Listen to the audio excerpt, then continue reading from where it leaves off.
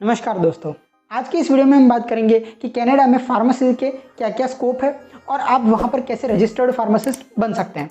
So let's get started. सबसे पहले बात करते हैं कि कनाडा में फार्मासिस्ट कहां कहां पर काम कर सकता है।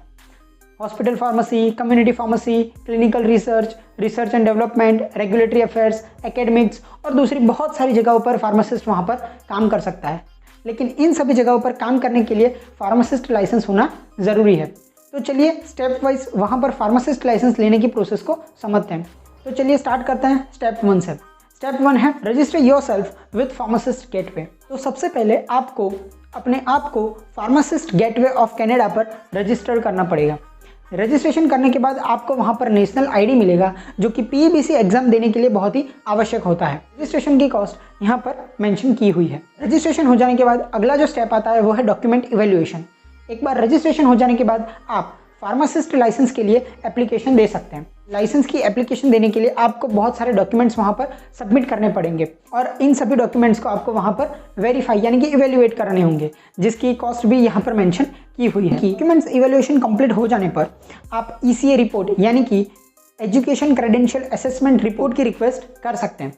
ईसीए रिपोर्ट आपकी डिग्री कैनेडियन डिग्री के समकक्ष है या नहीं उसका प्रमाण देता है और दूसरी कई सारी चीज़ों का भी प्रमाण देता है। अगर आप कनाडा में ही स्थायी होना चाहते हैं तो पीआर की एप्लीकेशन के लिए ये रिपोर्ट बहुत ही ज़्यादा आवश्यक होती है। रजिस्ट्रेशन और डॉक्यूमेंट इवैल्यूएशन हो जाने के बाद अगला जो स्टेप आता है वो है पीईबीसी इवैल्यूएटिंग एग्जाम। ये कंप्यूटर बेस्ड एमसीक्यू एग्जाम है, जिसके अंदर आपको क्वालिफाई करने के लिए 60% स्कोर लाना आवश्यक है। ये एग्जाम साल में 2 बार ली जाती है, जनवरी और जून। इसकी कॉस्ट भी यहाँ पर मेंशन की हुई है। इवैल्यूएटिंग एग्जामिनेशन खत्म होने के बाद अगला जो स्टेप आता है वो है पीईबीसी क्वालिफाइंग एग्जाम।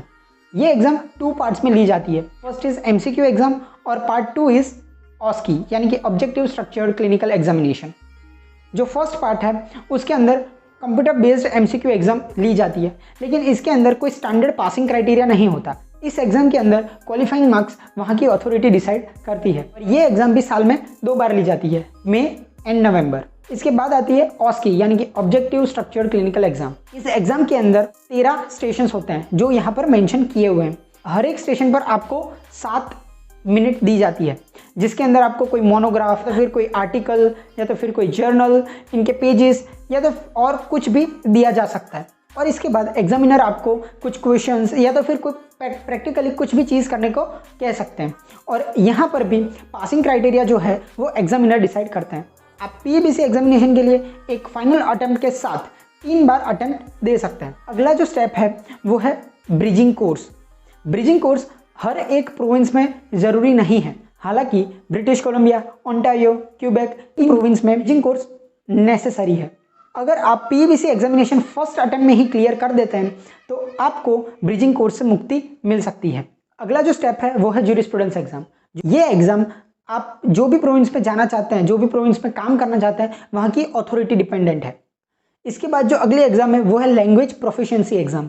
अब लैंग्वेज प्रोफिशिएंसी एग्जाम यानी कि IELTS या तो फिर टॉफल, जो भी आप कनाडा जाने से पहले देते हैं, और इतने स्टेप्स खत्म होने के बाद आपको फार्मासिस्ट लाइसेंस मिल जाएगा और आप वहाँ पर काम कर सकते हैं। आशा करता हूँ दी गई इन्फॉर्मेशन आपको बहुत अच्छी तरीके से समझ आई होगी। अगर आपको इस वीडियो से वैल्यू मिलती है तो इस वीडियो को लाइक कीजिए, अपने दोस्तों के साथ शेयर कीजिए और हमारी चैनल को सब्सक्राइब कीजिए। मुलाकात होगी अगले वीडियो में, तब तक stay happy, stay healthy. Thank you.